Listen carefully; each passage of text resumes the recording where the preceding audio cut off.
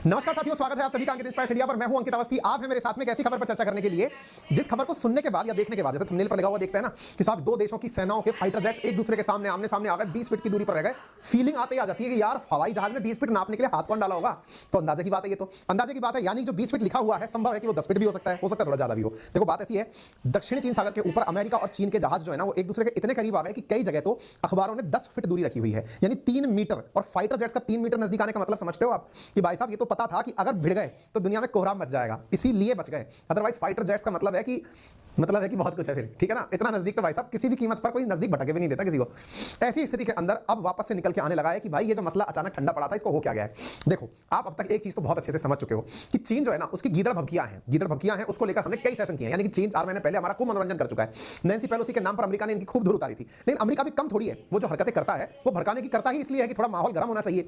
अब हर कोई आदमी अगर आकर के अमेरिका के सामने खड़ा हो जाएगा तो अमेरिका को भी तो लगेगा ना कि हाँ भाई थोड़ा माहौल लगना चाहिए, अपना भी सिक्का चलना चाहिए। आपको याद है आज से 4 महीने पहले हमने काफी सारे सेशंस किए थे इनके ऊपर। क्या क्या सेशंस थे कि ताइवान की सीमा में 27 फाइटर जेट घुसे थे, नैन्सी पेलोसी की विजिट ताइवान पे हो रही थी। मुद्दा क्या है असल में ताइवान का, बहुत लोगों को बहुत बार हमने बताया, फिर भी एक बार बता देते हैं, एक लाइन में समझ लो। चीन कहता है दुनिया को कि चीन केवल एक है, अमेरिका कहता है कि नहीं मानते तो हम भी एक हैं, लेकिन ताइवान को तुमसे अलग स्वायत्त निकाय समझना चाहते हैं। वन चाइना पॉलिसी कहती है कि चीन और ताइवान एक ही इकाई है। पीपल्स रिपब्लिक ऑफ चाइना और रिपब्लिक ऑफ चाइना नाम के 2 देश नहीं है, केवल एक ही देश है जिसका नाम है मेनलैंड चाइना, जो बड़ा सा अपन को दिखता है जिसे अपन ड्रैगन बोलते हैं। ताइवान उसी का हिस्सा है। अमेरिका कहता है कि मानते तो हम भी यही थे, लेकिन ताइवान वाले चूंकि अब हमसे हथियार खरीदने लायक हैं तो बेटा हम तो उनको भड़काएंगे। अब उसी को भड़काने में वो आगे निकले हुए हैं। खैर चलिए आगे बताएंगे इस बारे में आपको। तो मुद्दा ये निकल करके आता है कि सर ताइवान के मसले पर अभी क्या हो रहा है, आइए बताते हैं। देखिए ट्विटर के ऊपर तो ट्रेंड कर रहा है, ट्विटर के ऊपर साउथ चाइना सी ट्रेंड कर रहा है। क्यों ट्रेंड कर रहा है? अरे हाँ, ट्रेंड से याद आया, ट्रेंड तो बाजार भी करता है और अपना चैनल है बातें बाजार की, उसमें हम आपको एक सूचना दिए हैं, जरा जाकर खोजिए देखिए कि क्या ₹1 में भी शेयर खरीदा जा सकता है क्या। इस क्यूरियोसिटी को शांत करने के लिए हमने आपके लिए एक सेशन किया है, जरूर जाकर देखिएगा, डिस्क्रिप्शन में लिंक डाला हुआ है। बाकी नए हमारे चैनल का नाम बातें बाजार की है, उस पर हमने ये जानकारी दी है। तो देखिए न्यूज कुछ इस प्रकार से है कि Chinese jet came with in 20 feet of अमेरिकी मिलिट्री एयरक्राफ्ट। अमेरिका ने ऐसा कहा है। कब की बात है सर ये बताएंगे। Chinese jet buzzed airplane after 20 feet away. 20 feet देख लिया। रॉयटर्स की खबर देखिए क्या लिखता है Reuters. Chinese jet came within 10 feet of US military aircraft. बहुत बड़ी बात, हल्की बात इसको कतई नहीं माना जा सकता। और अगर ऐसा है तो निश्चित ही इस पर प्रतिक्रिया भी बड़ी होंगी और इसका वजह भी बहुत बड़ा होगा। आज के सेशन में सब जानेंगे हम, ठीक है। अच्छा तो थोड़ा आगे बढ़ते हैं। देखो ये आपको जो दिख रहा है ना, ये है फाइटर जेट। किसका? चीन का फाइटर जेट। ये फोटो किसने खींच ली इतनी ऊपर जाकर के? तो जो खींचा है ना व्यक्ति, वो खुद अमेरिकी फाइटर जेट में बैठा हुआ है। यानी अमेरिकी फाइटर जेट वालों ने इनके फाइटर जेट की उड़ते हुए की बगल से फोटो खींची है। अब आप नाप लो ये कितना नजदीक आया है। कोई जूम करके नहीं खींचा है, ये फाइटर जेट रहा और ये बिल्कुल ये रहा। दोनों बिल्कुल एक दूसरे के बहुत ज्यादा करीब आ गए थे, ठीक है। अच्छा कहां की बात हो रही है? अमेरिकी सेना ने गुरुवार को बताया कि 21 दिसंबर को हम साउथ चाइना सी के ऊपर रूटीन ऑपरेशन के दौरान एक चीनी फाइटर जेट को अमेरिकी एयरफोर्स के विमान से टकराते बचाए हैं। ऐसी जानकारी चीनी फाइटर जेट अमेरिकी एयरक्राफ्ट के इतना नजदीक आ गया था कि वो 20 फीट दूर रह गया था। अलग अलग प्रकार की न्यूज है। ऐसी स्थिति में अनक्लासिफाइड खबर निकाल करके बाहर आती है कि अमेरिका के फाइटर जेट के द्वारा चीन के फाइटर जेट को बहुत नजदीक से, जिसका नाम है J-11, उसे उड़ते हुए देखा गया है। अमेरिका ने चीनी पायलट के ऊपर आरोप लगाया कि यह एक खतरनाक स्टंट कर रहा था। अगर यह स्टंट कामयाब हो जाता, अगर झगड़े कामयाब हो जाते तो बहुत बड़ी स्थिति क्रिएट हो सकती थी। खैर कोई नहीं, अमेरिका के द्वारा ऑफिशियल जानकारी 29 तारीख को दी गई। अब इसको एक बार के लिए समझने का प्रयास करना। इधर आप देख रहे हैं दिसंबर 29 को यूएस इंडो पैसिफिक कमांड के द्वारा यह सूचना दी गई है कि हमने एक अनसेफ इंटरसेप्ट किया है यूएस एयरक्राफ्ट के द्वारा साउथ चाइना सी के अंदर। और आपने खबर क्या पढ़ी थी अभी? 21 तारीख की खबर पढ़ी थी कि 21 दिसंबर को साउथ चाइना सी के अंदर रूटीन ऑपरेशन के दौरान। आपके दिमाग में सवाल बनेगा, सर एक बात बताओ, खबर 21 दिसंबर की है और ये यूएस इंडो पैसिफिक कमांड क्या है? बताता हूं अभी। इसने खबर कब निकाली है? 29 दिसंबर को। तो 21 से लेकर 29 तक क्या कर रहे थे? इंतजार कर रहे थे। किस बात का इंतजार कर रहे थे? सूचना दे तो दे कैसे, अर्थात दोनों सूचनाओं में अंतर कैसे क्रिएट करें। अर्थात अमेरिका के द्वारा अगर कोई सूचना दी जाएगी तो वो पूरी दुनिया के अंदर चर्चा का विषय बनेगी। तो पहले जांच लो कि इस विषय के अंदर कितनी सच्चाई है, किन किन विभागों को सूचित करना है, अंतरराष्ट्रीय स्तर पर क्या प्रतिक्रियाएं हो सकती हैं। जब वो पूरी तरह से अमेरिका संतुष्ट हो गया तब जाकर के यह सूचना निकाल करके अमेरिका ने बाहर दी है, ठीक है। अब आप पूछेंगे कि सर ये लिखा हुआ क्या था? US Indo Pacific command. मैं आपको बताता हूं, मैंने पहले भी कई बार आपको जानकारी दी है, फिर भी एक बार जान लीजिए।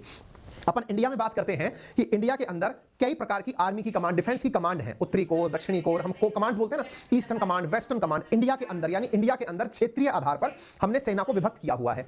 एग्जैक्टली ऐसे ही अमेरिका ने पूरी दुनिया को क्षेत्रीय आधार पर विभक्त किया हुआ है। कैसे विभक्त किया हुआ है आइए दिखाता हूं। देखो ये पूरी दुनिया का नक्शा है। उम्मीद है कि आपको इस समय विजिबल ना हो रहा हो क्योंकि बहुत ही लाइट कलर में है। मैं एक बार के लिए आपको दिखा दूं, जैसे आपको शायद यहां पर ये अफ्रीकी नक्शा दिखाई दे जाएगा, ऐसे ये इंडिया आपको दिखाई दे जाएगा, ये जापान, इंडोनेशिया, ये चाइना, ये जापान वाला हिस्सा आपको दिखाई दे जाएगा, ये ऑस्ट्रेलिया वाला हिस्सा आपको दिखाई दे जाएगा, ये साउथ अमेरिका वाला दिखाई दे जाएगा, ये नॉर्थ अमेरिका वाला हिस्सा है जो आपको यहां पर दिखाई दे जाएगा, इधर की तरफ अलास्का के ये वाला क्षेत्र आपको यूरोप वाला दिखाई दे जाएगा। कहने का अर्थ क्या है जरा समझो आप।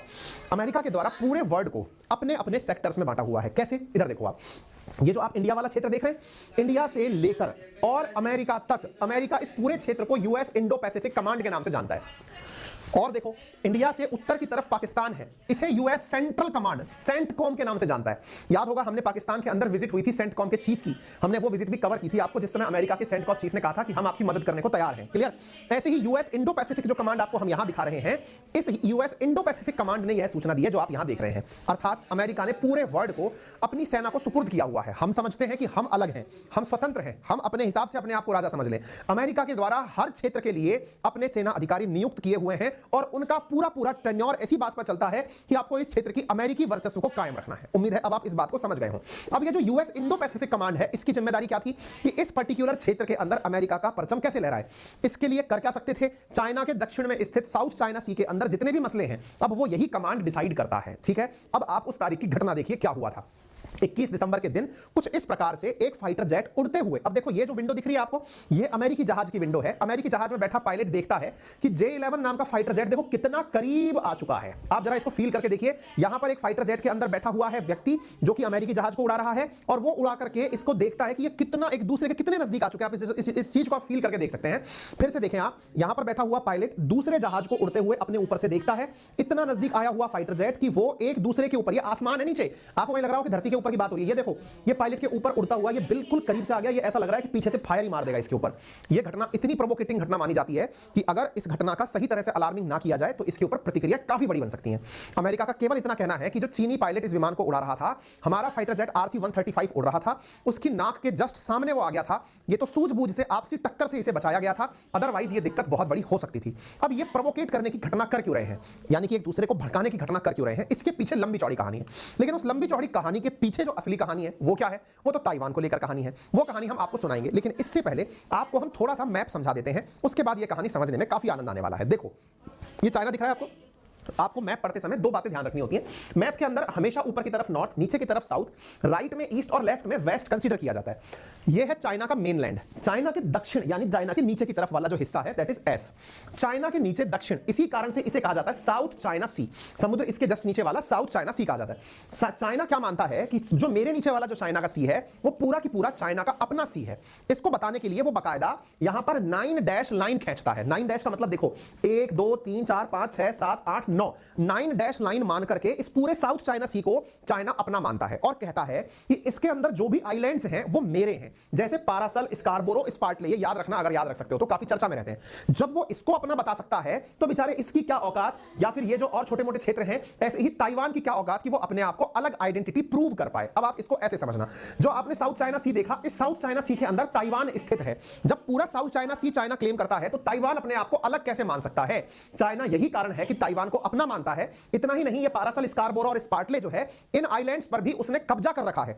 स्पार्टले जो आइलैंड है इस पर तो बकायदा इनका एयरबेस बना हुआ है, उसकी तस्वीरें भी काफी आती हैं। हालांकि तस्वीरें हमने फिलहाल के लिए आपको नहीं दिखाई हैं, सेशन काफी लेंथी हो जाता, लेकिन ये जो चीजें हैं हमने आपको यहां पर बताई हैं। तो अब जो केस है वो है ताइवान से रिलेटेड। ताइवान की कहानी क्या है इसके बारे में हमने आप लोगों को पहले भी कई बार सुनाया है, और अगर आप आज भी सुन, जब अमेरिका ने आरोप लगाया तो चीन ने क्या कहा, आपको वो घटना जाननी चाहिए। तो चीन की तरफ से क्या आया, अब आप उधर देखिए। यहां पर चीन कहता है भाई 29 तारीख की खबर है, तो आपको 29 के बाद में खबर देखनी होगी कि क्या खबर कही। तो 30 दिसंबर यानी कि आज की खबर क्या है, चाइना ने यूएस से कहा है कि इस तरह के डेंजरस प्रोवोकेटिव एक्शन चाइना के आसपास करने की कोशिश ना करे, हमसे दूर रहे। ऐसा चाइना के स्पोक पर्सन वांग वेनबिंग के द्वारा कहा गया। यूएस ने अपने द्वारा फ्रीक्वेंटली ऐसे जहाज और प्लेन हमारे साउथ चाइना सी में भेजे हैं, हम केवल उन्हीं से इन्हें दूर भगाने के लिए ऐसी गतिविधियां करते हैं। आप इन सारे कमेंट्स के अंदर एक चीज कॉमन देख सकते हैं, we urge US to abide by one China principle. मैं अगेन आपसे कह रहा हूं, चाइना के ताइवान के साथ क्या कंफ्लिक्ट है इसको सुनने के लिए जो मैंने किताब आपको रिकमेंड की है उसमें आपको वन चाइना प्रिंसिपल की कहानी सुनाई दी जाएगी कि क्या है वन चाइना पॉलिसी। आप एक बार के लिए उस किताब को सुनना जरूर। मैं हर दिन आपको कुछ किताबें, क्योंकि बहुत सारे छात्र या बहुत सारे लिसनर हमारे ऐसे हैं कि वो उस कुकू एफएम को डाउनलोड कर चुके हैं। अगर आप नए हैं तो 39 रुपीज अगर नॉलेज के लिए आपको कहीं खर्च करने का मौका मिल रहा है तो use that by using NY60 code, ठीक है। वन चाइना प्रिंसिपल जो मैं आपको बता रहा हूं, तो ये बार बार अमेरिका से कहते हैं कि आप वन चाइना प्रिंसिपल पर टिके रहिए, अदरवाइज आपको हमारे साथ पंगा लेना पड़ सकता है। Earnestly implement the promise made by US leader not to support China's independence, stop arm sale. अब ये वाला पॉइंट जरा ध्यान से देख लीजिए, stop arm sale and military contact with Taiwan. अब ये घटना क्या है, आर्म सेल की कहानी कहां से निकल कर आ गई, तो अब यहां पर आगे पढ़िए। फॉरेन मिनिस्टर के स्पोक पर्सन ने कहा कि हाल ही में अमेरिका ने $180 मिलियन का आर्म सेल ताइवान को देने की घोषणा की। ये क्या कहानी है, आगे सुनो। अमेरिका ने हाल ही में ताइवान को $180 मिलियन के हथियार देने की घोषणा की है। हम असल में उसका विरोध करने के लिए आपके सामने खड़े हैं। मतलब समझ रहे हैं आप, ये जो आपके सामने हवाई जहाज उड़ता दिखा, इसके पीछे का कारण यह है अमेरिका को धमकाना कि आपने ताइवान को $180 मिलियन के वेपन्स क्यों दिए। हम उसका विरोध करते हैं। आप ग्लोबल टाइम्स की खबर पढ़िए, 29 तारीख की खबर है जब यह घटना हुई है। Latest US Taiwan arm sale slammed will face mainland countermeasures. हमारी तीव्र प्रतिक्रिया देखनी पड़ेगी अमेरिका को, क्योंकि उसने ताइवान को हथियार बेचने की कोशिश की है। अब यह घटना कहां से निकल कर आती है, तो भाई साहब 29 दिसंबर को आप खबर देखते हैं कि US approve potential sale of anti tank system for Taiwan at $180 million. असल में अमेरिका ने $180 मिलियन में ताइवान को हथियार बेचने की घोषणा की थी रिसेंट डेज में। ऐसी स्थिति में हम तो उसका केवल प्रतिक्रिया दे रहे हैं। ताइवान अमेरिका से कई प्रकार के उन्नत हथियार खरीदने की तैयारी कर रहा है।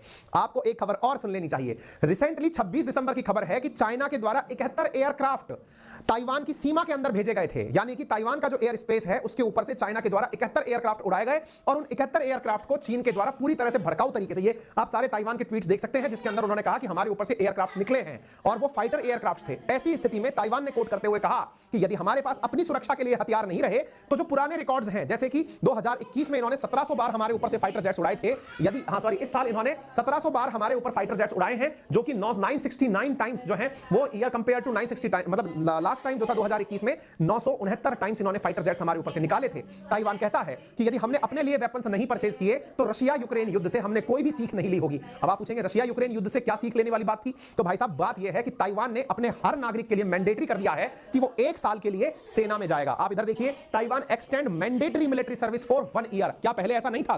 पहले 4 महीने के लिए ऐसा हुआ करता था, लेकिन फिलहाल के लिए ताइवान की राष्ट्रपति साई इंग वेन ने फैसला करते हुए कहा है कि जिस तरह की स्थितियां चल रही हैं, रशिया यूक्रेन को देखकर यह समझ में आ चुका है कि हर व्यक्ति को वेपन्स की ट्रेनिंग होनी चाहिए। इसी को ध्यान में रखते हुए ताइवान का प्रत्येक नागरिक 1 साल की एसेंशियल मिलिट्री सर्विस ज्वाइन करेगा और जाकर के युद्ध लड़ने की प्रैक्टिस करेगा। क्योंकि हम लोग यहां पर ये सीख रहे हैं रशिया यूक्रेन वॉर से कि मिलिट्री इंसान के पास में होनी चाहिए और इसी कारण से हम वेपन परचेज कर रहे हैं। यहां पर ये ताई सिंग वेन जो है इनकी राष्ट्रपति ताइवान वालों की, वो कहती हैं मेरी रेस्पॉन्सिबिलिटी है कि मैं इनको पूरी तरह सिक्योर करूं और ऐसी स्थिति में इनके लिए पूरे वेपन्स खरीदने की तैयारी करूं। अच्छी बात है। अमेरिका क्या चाहता है भाई साहब? अमेरिका ताइवान को लेकर के कुछ ज्यादा ही पॉजिटिव है, इतना पॉजिटिव कि शायद इतना यूक्रेन के लिए भी ना हो। आप पूछेंगे ऐसा क्यों कह रहे हैं? असल में हाल ही में अमेरिका ने अपने द्वारा अपना रक्षा बजट जारी किया है। आप जानकर आश्चर्य करेंगे, अमेरिका ने अपने रक्षा बजट में जितना पैसा यूक्रेन के लिए रखा है उससे कम से कम 12 गुना पैसा ताइवान के लिए निकाला है। जी हां जनाब, जहां 1 और 800 मिलियन डॉलर के आसपास यूक्रेन की मदद के लिए निकाले गए हैं, लगभग 10 बिलियन डॉलर पैसा जो है, मतलब 10 बिलियन डॉलर जो धन है वो ताइवान की मदद के लिए निकाला गया है। ये अपने आप में बहुत बड़ा फिगर होता है।